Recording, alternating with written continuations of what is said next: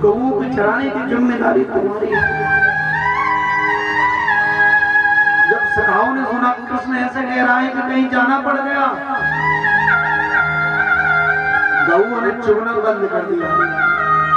आज भगवान के समक्ष आकर गऊ रोने लगी और जैसे मन ही मन कह रही हो, अरे कृष्ण हमें छोड़कर कहां जाओगे तुम।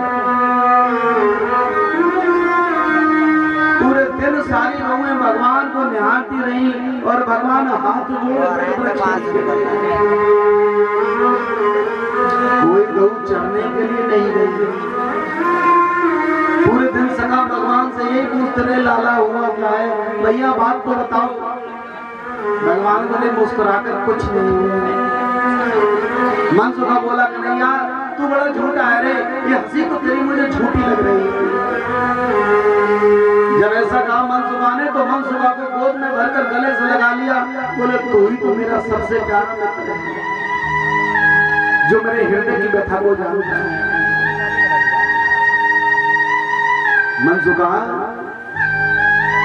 कल मैं यहाँ से चला जाऊंगा, ऐसा मुझे लग रहा है।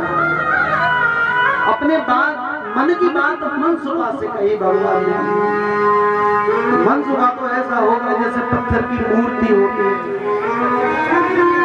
अगर जितने सिखाते ना सब सिखाओं में वो नीच जाति का जो मनसुखा है वो भगवान से अथाह प्रेम करता है। एक टांग से लग रहा था लेकिन भगवान से अथाह प्रेम करता। भगवान में सबसे बातों को छुपा लेते थे लेकिन कभी मनसुखा से अपने हृदय की बात को छुपाते नहीं। आज मनसुखा से बोले, मनसुखा मुझे लग रहा है कि शायद कल मुझे जाना पड़ेगा। जब संध्या हुई तो घर की ओर चलती है। मैया रोज अटारी पर खड़ी होती थी। जब संध्या हो जाती थी ना तो मैया अटारी पर खड़ी हो जाती थी, लाला आ तो होएगो, लाला आ तो होएगो। और जब भगवान आते थे ब्रज में प्रवेश करते थे तो मैया को दूर से देख कर प्रणाम करते थे, मैया प्रणाम। लेकिन आज जब भगवान घुसे हैं ना तो उनका सर झुका है, प्रणाम नहीं किया, बस आंख से आंसू झरझर बह रहे हैं। एक दृष्टि ऊपर डाली तो मैया को देख रही है, मेरा लाला मुझे प्रणाम तो अवश्य करेगा। गोपी रोज अपनी छत पर खड़ी हो जाती थी। क्यों? क्योंकि जब भगवान आते थे तो गोपी देखती थी कम से कम कृष्ण का दर्शन तो होगा। ऐसे तो कृष्ण का दर्शन नहीं होता, तो जब वो गौएं लेकर आते थे तो छत पे खड़े हो जाते। भगवान ने सबका मन रखने के लिए ऊपर जरूर देखते थे, लेकिन आज भगवान ने ऊपर नहीं देखा, सीधे जाकर अंदर चले गए। कुछ ही समय बाद अक्रूर जी महाराज पधारे। आवाज लगाई, अरे कोई है?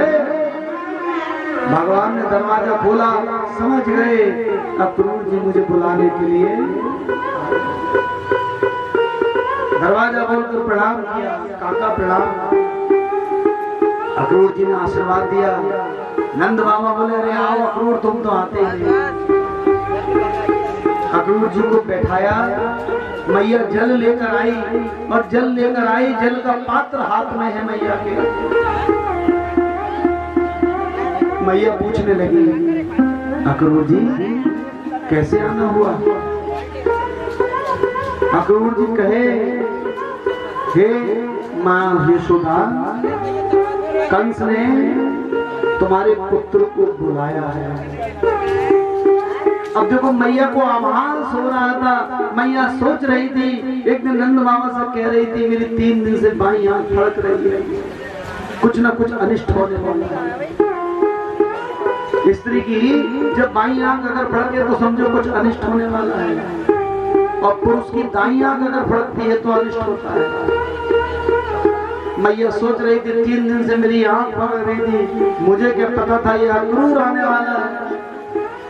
अक्रूर जी ने कहा कि कंस ने तुम्हारे पुत्रों को बुलाया है। तुरंत हाथ से जल का पात्र छूट गया है। जल पिलाना भूल गई और बोली, नहीं नहीं, मैं अपने पुत्र को उस कंस के नहीं भेजूंगी। अरे 11 वर्ष लगातार कंस ने राक्षस भेजे मेरे पुत्र को मारने के लिए, अब मैं कैसे अपने पुत्र को वहां भेज दूं? तो भगवान बोले मैया अरे मेला देखने तो जाएंगे। काका मेले का ही तो बता रहे हैं, कंस ने मेला रखा है। भगवान ने बात घुमाई, मैया बोली जाते मत बोल, नहीं जाएगा तो नहीं जाएगा। भगवान तो शांत हो गए। नंद बाबा भी समझ गए कि कुछ तो गड़बड़ है। मैया से कहा नंद बाबा ने जा तो तैयार कर, भोजन को तैयार कर। मैया तो अंदर चली गई, लेकिन अब मैया का मन भोजन में नहीं है। कान मैया के वही है अक्रूर जी के पास। और अक्रूर जी आज बता रहे नंद बाबा से कि कंस ने ऐसे ऐसे बुला भेजा है, कारण ये है। और मैया के कान में जब बात ये पड़ी ना कि कंस ने मारने के लिए मेरे पुत्र को बुलाया है, तो मैया से भोजन भी सही करके नहीं बना। भोजन की थाली जब लगकर आई है, मैया देखकर कहने लगी आओ भोजन तो करो। रोज घर में थाली लगाती थी, एक थाली नंद बाबा की, एक थाली बलराम की और एक थाली कृष्ण की।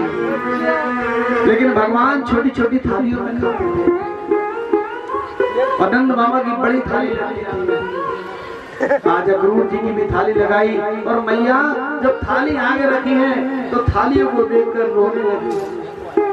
और मैया बोली लाला आज के बाद इस घर में ये दो छोटी छोटी थालियां नहीं है।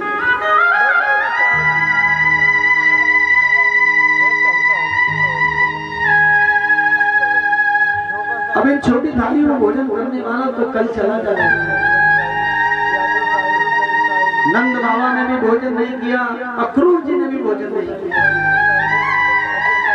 क्योंकि मन तो दुखी अक्रूर का भी है। सारे ब्रज में आग की तरह बात फैल गई। तो कोई मथुरा से आया है, नाम है अक्रूर, हमारे कृष्ण को लेने के लिए आया है। जब सारे ब्रज की गोपियों को पता चला कि कोई अक्रूर नाम का व्यक्ति आया है, तो सुखदेव स्वामी कहते हैं राजन ब्रज में उस दिन किसी के चूल्हे नहीं जले, सब शांत पड़ी है इस वियोग में कि कल कृष्ण चले जाएंगे। आज रात्रि में भगवान जब छत पे चढ़े तो देखते हैं चारों ओर बानर बैठे हैं, चारों ओर बंदर बैठे बैठे रो रहे हैं। जो बानर बहुत शैतानी करते थे, जो एक डाल से दूसरी डाल पर, एक अटारी से दूसरी अटारी पर रोज कूदते थे, आज सब अटारी पर नंद बाबा की आकर रो रहे हैं, जैसे इंतजार कर रहे हो कि कृष्ण ऊपर तो आओ। और जब भगवान ऊपर पहुंचे तो सारे बानर हाथ जोड़कर आज रोने लगे, हे कृष्ण हमें छोड़कर मत जाओ भैया, अगर तुम चले गए तो हमें माखन कौन खिलाएगा।